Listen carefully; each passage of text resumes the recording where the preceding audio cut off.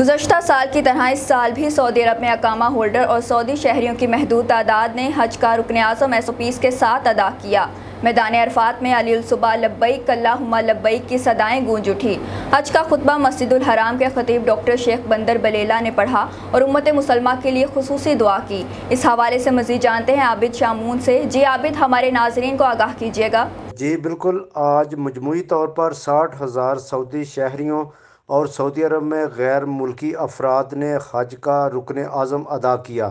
حجاج کرام فجر کے ٹائم میدان عرفات پہنچے، جہاں انہوں نے خطبہ حج سننے کے بعد ظہر اور عصر کی نماز ایک ساتھ ادا کی۔ پھر غروب آفتاب کے بعد حجاج کرام مزدلفہ روانہ ہو جائیں گے۔ سعودی حکومت کی جانب سے عازمین حج کی سلامتی اور صحت کو یقینی بنانے کے لیے اعلیٰ خدمات پیش کی گئیں۔ یاد رہے کہ عازمین کی سہولت کے لیے آج حج کا خطبہ اردو، عربی سمیت 10 سے زائد زبانوں میں نشر کیا گیا۔ جی